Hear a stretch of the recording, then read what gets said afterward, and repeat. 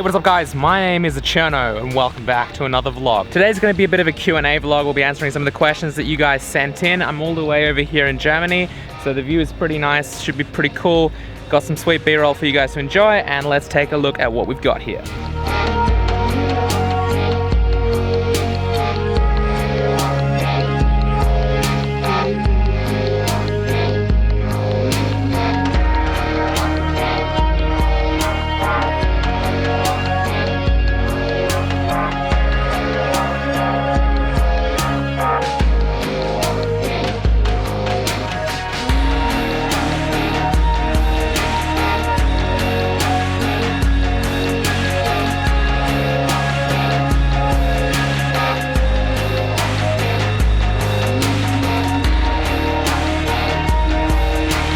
So about a week ago, I put up a post on Instagram asking you guys to leave some questions in the comments if you wanted me to answer some of your questions for a Q&A vlog. This is it. I'm just the Cherno on Instagram, so definitely follow me there. I am actually rather active there. I post quite a lot of photos and stuff like that, and occasionally you get cool stuff like Q&As. So I'm gonna be answering some questions from Instagram today. You guys sent in like 100 questions, so I'm definitely not gonna be able to get through all of them. I think I might recycle some of them for future vlogs and maybe answer them in the middle of vlogs, or just make another Q&A vlog or something like that. But today we're just gonna go through a few of them which I quite liked, and I thought would be helpful for people in general. So first of all, let's start off with an easy one. Philip Catus says, where is Sparky, mate? So for those of you who don't know, Sparky is a game engine that I started in probably 2015, so probably just over 2 years old now. I kind of stopped working on it a year ago, so to speak, but I didn't really stop working on it. That's the cool thing. I stopped pushing to GitHub, so it kind of seems like I've been inactive, but I have been kind of working on it off the grid, just offline. I haven't been pushing stuff because I did kind of a large refactor, and I didn't want to break what was on GitHub, and I don't know, like, I mean, obviously I could have made a branch or something like that, but I just didn't deal with it. And so at that point there were so many changes that I didn't want to push it really until it was done, and then I started adding features, and Sparky right now is actually a lot more developed than it was. I will eventually probably push that out, but if you guys want to see more Sparky content or anything like that, you just leave a comment below. I'll see if I can get to maybe doing a few more development logs or something in the future. I don't think I've spent that much time on it. Like, don't think that I'm working on this thing every day or anything, but there have been a lot of improvements that have been made, and I don't know if you guys are just interested in Sparky in general and kind of a 3D game engine development stuff in general, then yeah, leave a comment below. Lorenzo Leo asks, optimization is something potentially really long and complex. How can you learn about it? Where should you start? Have you some good books or articles about that? Optimization, I will say this, optimization is something that comes with experience. You can learn to write code relatively quickly, and you can learn to write pretty decent code relatively quickly. However, like, in order for you to actually start optimizing code without, you know, spending massive amount of time and having to research everything that you write, you're just gonna have to like gain that experience, and that takes time, and you'll just get that throughout the years. I know that a quote that a lot of people follow religiously is premature optimization is the root of all evil.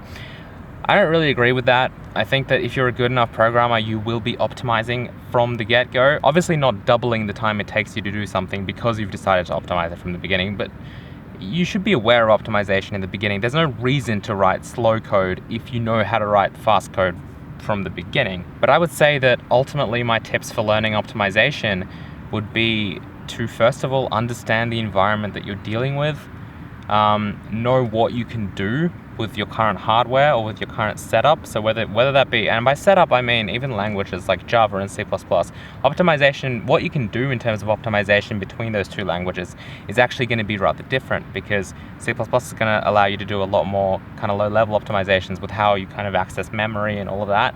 Whereas with Java, I mean, you'll still be probably optimizing memory access. However, it might be like the way that you'll do that is going to be at a higher level, which is almost easier in the sense that it forces you to kind of think about stuff more on a conceptual point, if that makes any sense. I think I'll definitely make some videos about optimization in the future, because it's something that gets asked quite a lot. The C++ series that I'm doing as well, once we actually have finished the basics, I'm actually going to try and, over these next few weeks, I'm in Germany. I'm on kind of holidays, I'm gonna see if I can knock out like a lot of videos at once and just put them all up, like maybe even daily or something like that for a week or so, just to get past all these basic topics. But once we do actually start getting into writing code and writing data structures in C++, there are going to be a lot of videos about how to optimize that. So if you're interested in optimization, stick around for that. But anyway, DatBrit7 asks, how many guitars do you own? What kinds are they? How long have you been playing for? What's the coolest lick riff you can play? Do you chant? So I've been playing guitar for probably 11 years now. I've kind of gone between acoustic and electric. How many guitars do I own?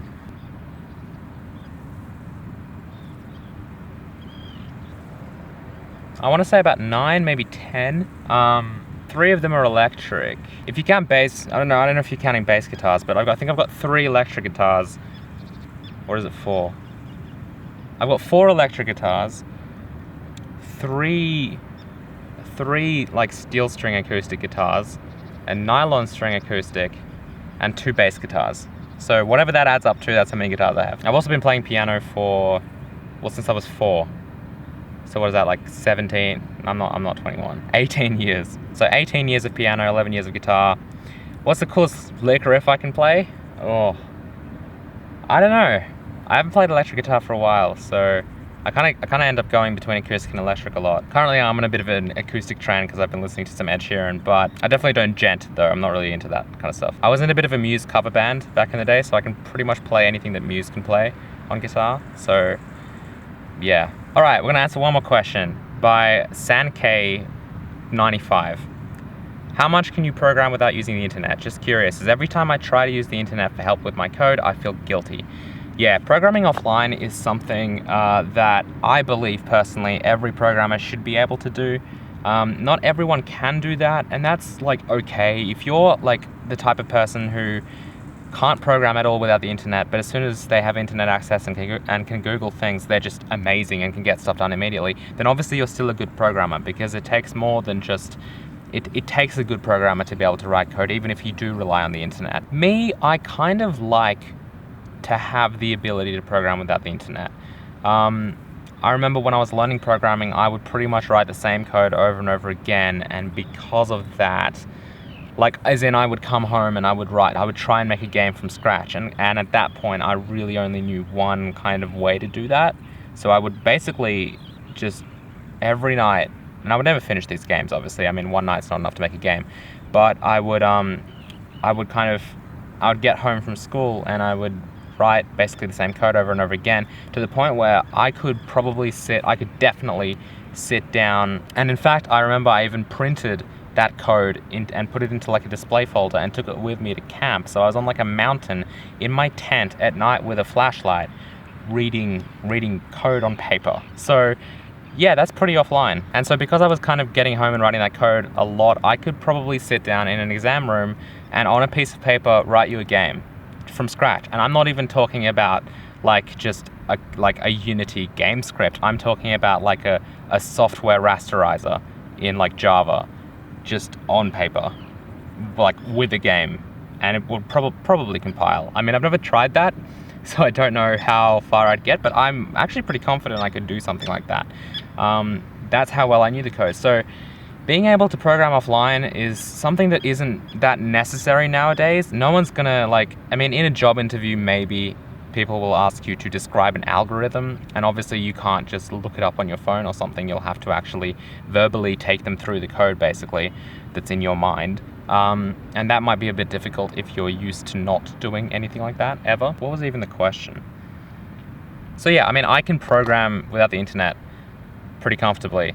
It does help me a lot, especially if I'm dealing with technologies I'm not that comfortable with. Like if I was writing some kind of GUI stuff in WPF, which is Microsoft's Windows Presentation Foundation, which is like a GUI library thing that Microsoft uses for their desktop applications.